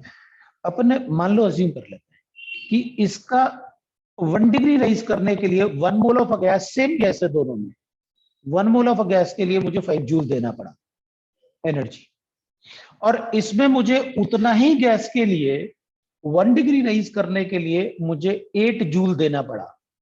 तो अपन कहेंगे 8 जूल क्यों देना पड़ा, क्योंकि इधर आपका 3 जूल यूज हो गया था work done by the system में।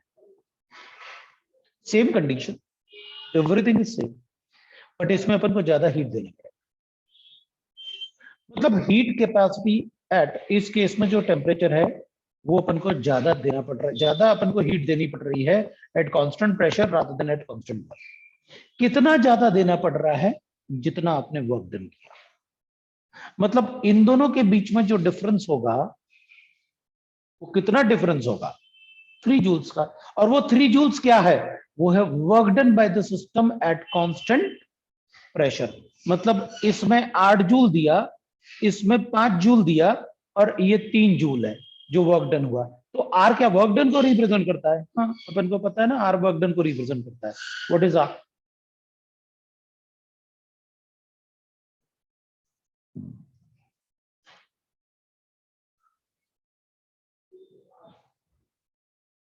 What is are?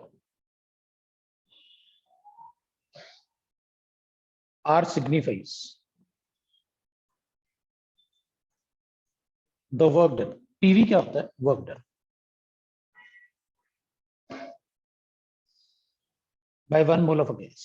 इसको 1 ले लो और इसको भी 1 है, for 1 degree rise in temperature.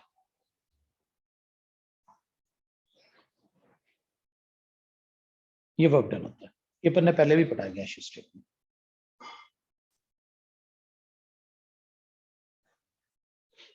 Positive sign का मतलब हमने एनर्जी दिया, पॉजिटिव साइन का मतलब एनर्जी दिया, नेगेटिव साइन का मतलब उससे एनर्जी ले लिया, लॉस्ट ना।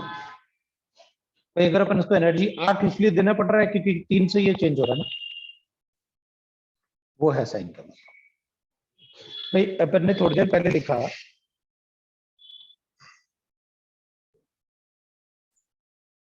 Work done is -P external into V2 minus V1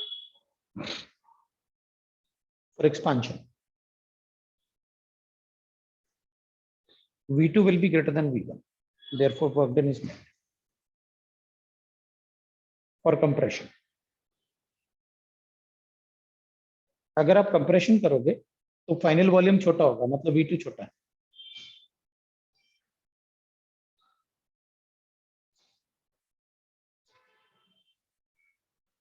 Therefore work done is positive.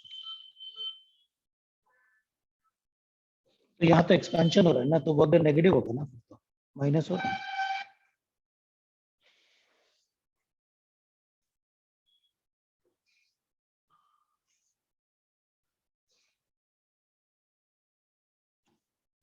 इधर अपन को साफ साफ पता है R is equal to PV upon NT होता है, और PV क्या होता है? Pressure into volume is what? Work done. So work done by 1 mole of a gas for 1 degree rise in temperature is called R. So R क्या है? Work done by 1 mole of a gas for 1 degree rise in temperature is R. तो इन दोनों का जो difference होगा वो R के बराबर होगा। This is called near relationship.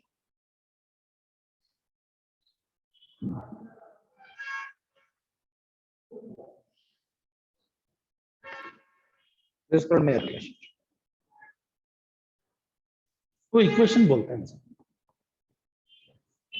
कभी कभी वो ऐसे भी लिख सकते हैं, Cp dash minus Cv dash is equal to R by molecule weight.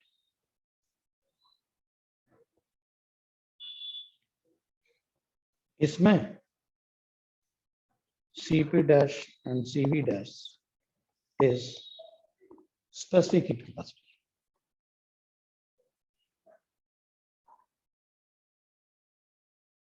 तो अपन कहेंगे उसमें क्या है, ये 1 ग्राम के लिए हो गया, स्पेसिफिक का मतलब है 1 ग्राम का हीट कैपेसिटी, मॉलिक्यूलर मास से मल्टीप्लाई करूंगा तो 1 मोल का हो गया। ये भी 1 ग्राम का था, मॉलिक्यूलर मास से मल्टीप्लाई करूंगा तो 1 मोल का हो गया, इज इक्वल टू R। एक ही बात है।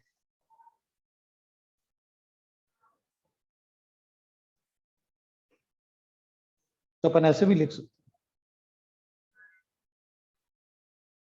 Q इज इक्वल टू होता है NC delta T. So we can write that C will be equal to Q by NT. Or I can write like this also. N delta T को अपन ऐसे लिख सकते हैं,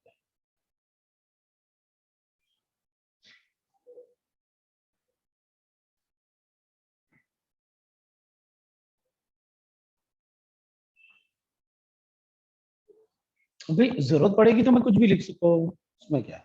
हमको PV is equal to nRT extensively use करना है, because we are talking about everything about the ideal gases. सब कुछ आइडियल गैस के लिए कैलकुलेट कर रहे हैं। आपको हीट कैपेसिटी समझ में आया या नहीं, वो अपन को चेक करना है।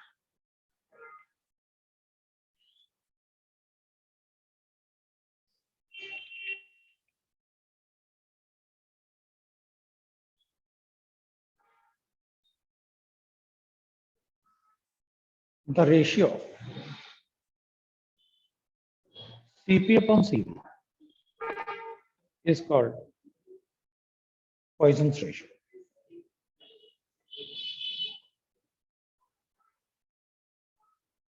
उसको अपन पॉइजन्स रेशियो बोलते हैं और गामा से डिनोट करते हैं, गामा से डिनोट करते हैं। So gamma is equal to होता है Cp upon Cv। Value of gamma will depend on the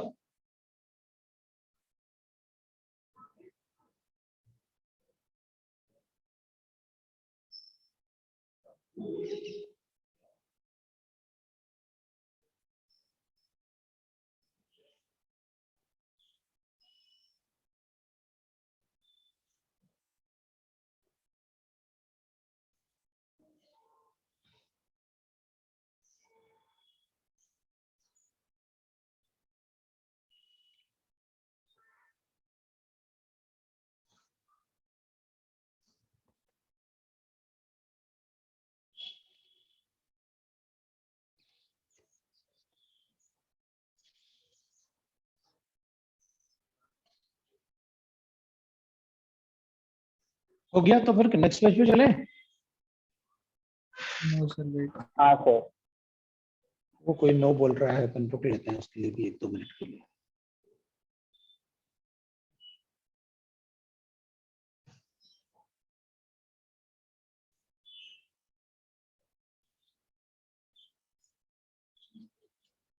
answer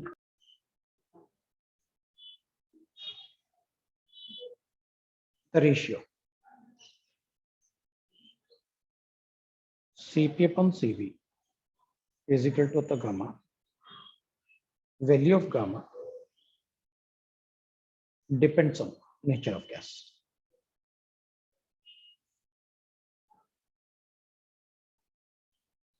Depends on nature of gas. अब एटोमिसिटी लिखेंगे तो ज्यादा अच्छा लगेगा। Atomicity of the gas.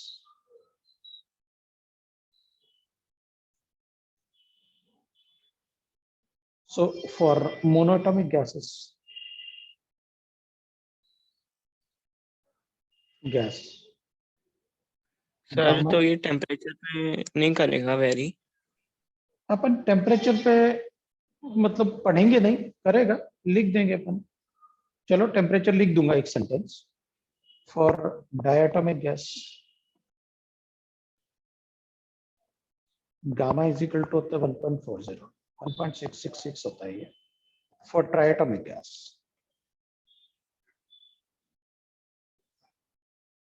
gamma will be equal to 1.33 like that, because Cp is equal to होता है 5/2R and Cv is equal to होता है 3/2R। और इसमें because Cp is equal to होता है 7/2R and Cv is equal to होता है 5/2R। R है, और इसमें because Cp is equal to होता है 8/2R and Cv is equal to होता है 6/2R। Gamma depends on the temperature. Value of gamma depend on temperature. तो डिपेंड कैसे करता है वही देख लेते हैं। अगर टेम्परेचर बढ़ाऊंगा तो मतलब टेम्परेचर बढ़ेगा तो मैं ऐसे बोल सकता हूँ मेरे पास ट्राइएटोमिक गैस है, टेम्परेचर बढ़ाऊंगा तो ये टूट सकता है गैस। अगर टूटेगा तो मोनोएटोमिक या डायटोमिक बनेगा, मतलब बढ़ेगा। will increase with increase in temperature. Increase in temperature.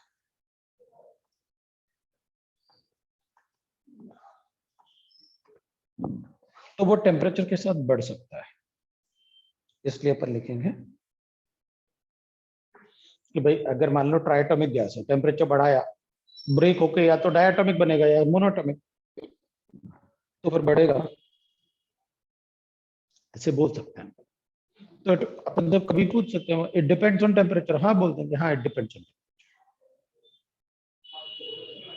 ये अपना सीपी और सीवी के लिए इंफॉर्मेशन है। ई वाले वैल्यूज का कैलकुलेशन में ये वैल्यूज जो आते हैं ना 5/2r 3/2r, ये सब ना वो इक्यू पार्टीशन ऑफ एनर्जी है, वो आप फिजिक्स में पढ़ लेना। केमिस्ट्री फिर बहुत ज्यादा अपन फिजिक्स पढ़ना शुरू कर देंगे। मैं बार बार सोच रहा हूँ कि अपन मतलब केमिस्ट्री ही पढ़ें, फिजिक्स में ना जाए। केमिस्ट्री पढ़ने के बाद फिजिक्स में पढ़ने के लिए ज्यादा कुछ रह नहीं जाता, सिर्फ एरिया कैलकुलेशन रह जाता है बस। तो इतना काफी अपने लिए हीट कैपेसिटी के लिए। Next we can write enthalpy. Enthalpy क्या होता है? It is the sum of internal energy of the system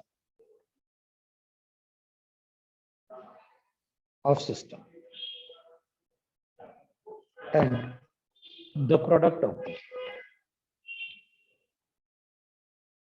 the pressure and volume of the system. The system. So H is equal to होता है E plus P. ये होता है। If for any system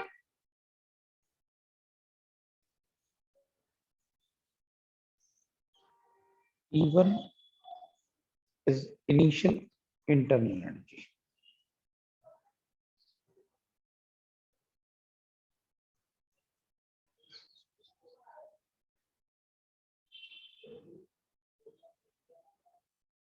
when P1 V1 are pressure and volume. P1 and V1 is its pressure and volume. Then its enthalpy is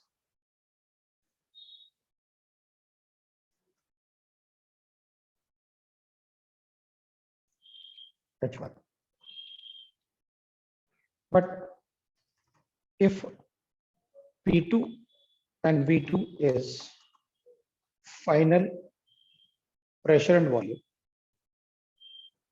then the change in internal energy, the change in H enthalpy, अपन ऐसे लिख सकते हैं भाई H1 is equal to होता है E1 plus P1 V1, H2 is equal to होता है E2 plus P2 V2। तो 1 को 2 में से सब्ट्रैक्ट कर देते हैं, तो H2 minus H1 will be equal to E2 minus E1 plus P2 V2 minus P1 V1। तो delta H is equal to delta E plus delta PV। ये लिख सकते हैं, यहाँ पर अपने सब्ट्रैक्ट किया है।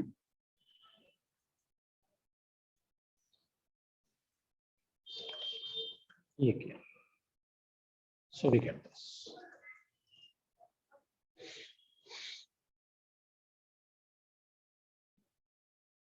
नेक्स्ट पेज पे चलो। वेट सर वेट नहीं, हाँ हाँ हाँ हाँ, नेक्स्ट पेज पे चलेंगे का मतलब मैं जाऊंगा थोड़ी जब तक तुम नहीं कहोगे। रुकेंगे भाई।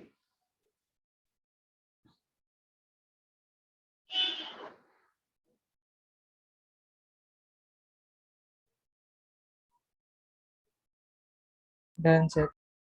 ठीक है,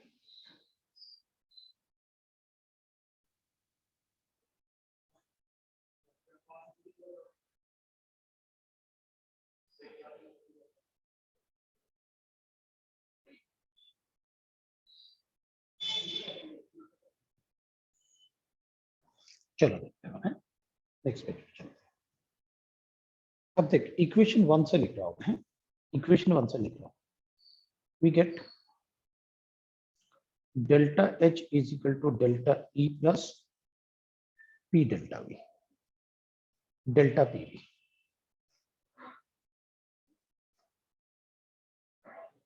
Delta H will be equal to delta E plus P delta V at constant pressure. अगर मुझे क्वेश्चन में कांस्टेंट प्रेशर है तो मैं ऐसे लिख सकता हूँ, delta H will be equal to delta E plus V delta P at constant volume. ये इक्वेशन बनी। मैं लिख सकता हूँ delta H will be equal to delta E plus delta PV को मैं डेल्टा nRT लिख सकता हूँ, so nR delta T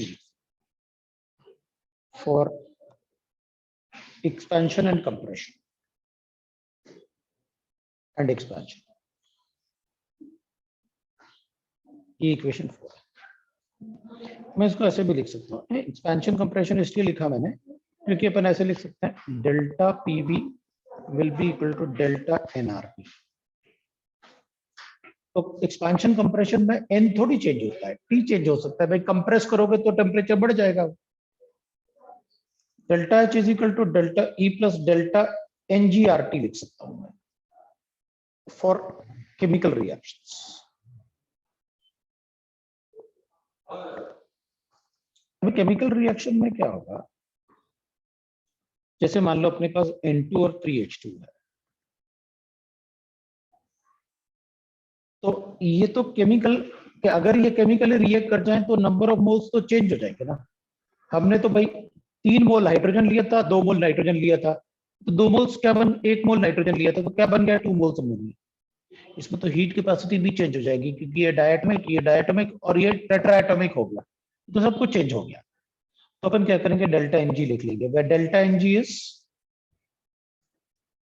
gaseous products minus gaseous reactants.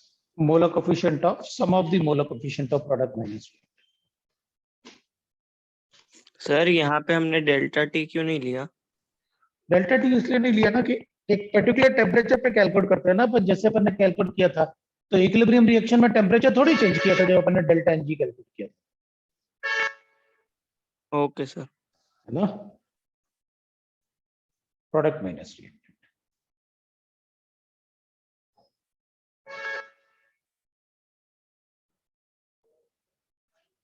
ये अपन calculate.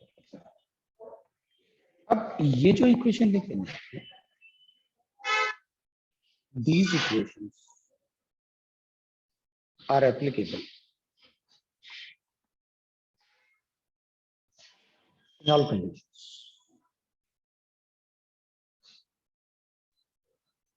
In all conditions.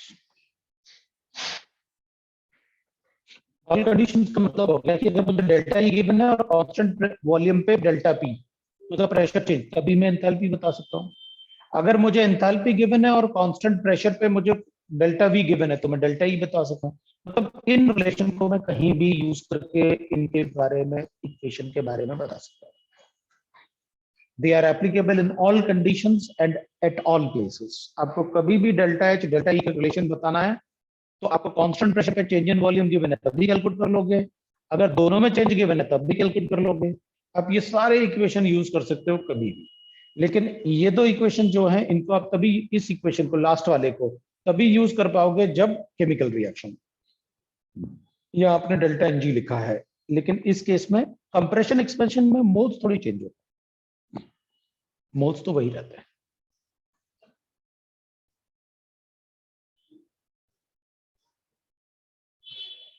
From definition of enthalpy,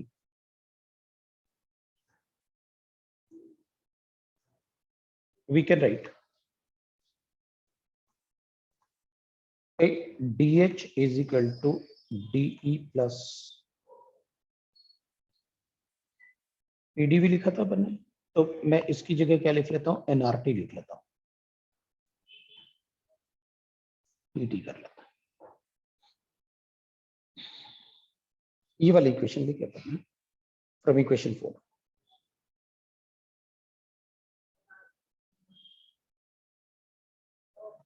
से लिख लिया मैंने।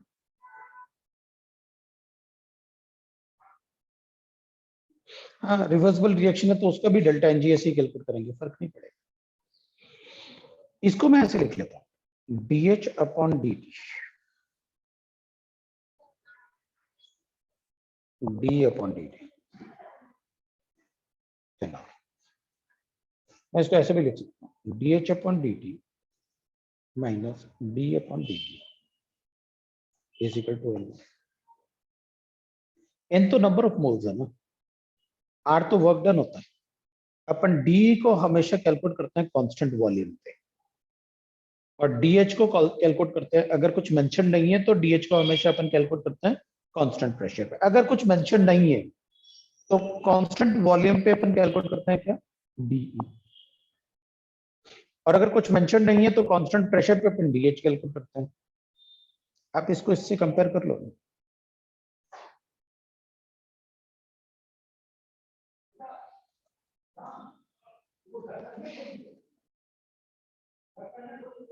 मैं इसको लिख सकता हूं, NCP minus NCV is equal to NR है।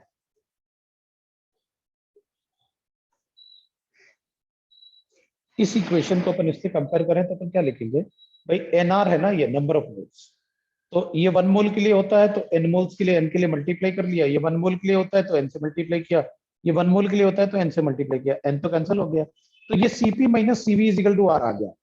Therefore, I can say that from this, delta E is equal to होता है NCV delta T। ये तो अपन ने कैलोरीमीटर से लिखा था अभी, या अपन ऐसे भी लिख सकते हैं, DE is equal to NCV DT। Also, मैं ऐसे भी लिख सकता हूँ, delta H is equal to NCP delta T, or I can write that DH is equal to NCP DT। जैसे अपन ने कैलोरीमीटर पे कांस्टेंट वॉल्यूम पे डेल्टा ई लिखा था ना, अगर प्रेशर कांस्टेंट लेता ना मैं, तो मैं DH delta H calculate.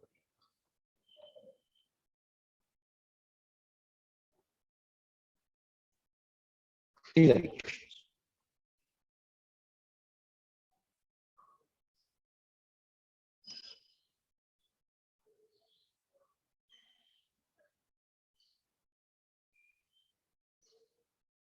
are enthalpy. This is about the enthalpy what we required.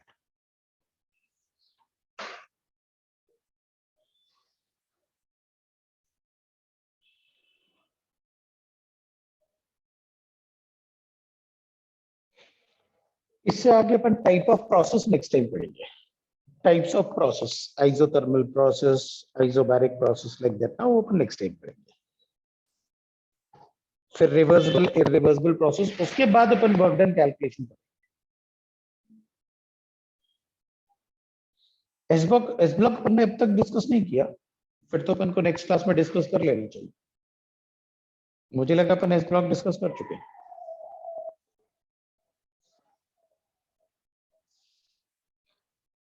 तो नेक्स्ट क्लास में डिस्कस करेंगे, ठीक है? फिर इसको कंटिन्यू करेंगे। Yes, sir. और जीओसी के भी डाउट्स हैं आपके पास, है? ठीक है। सर तो Yes, नेक्स्ट sir. क्लास में जीओसी और एस ब्लॉक दोनों डिस्कस करेंगे ना? नेक्स्ट क्लास में पहले अपन एस ब्लॉक और जीओसी दोनों डिस्कस करूंगा। जीओसी का एक्सरसाइज 1 का पार्ट 1 डिस्कस कर लेंगे और एक्सरसाइज 2 का पार्ट 1 और पार्ट 2।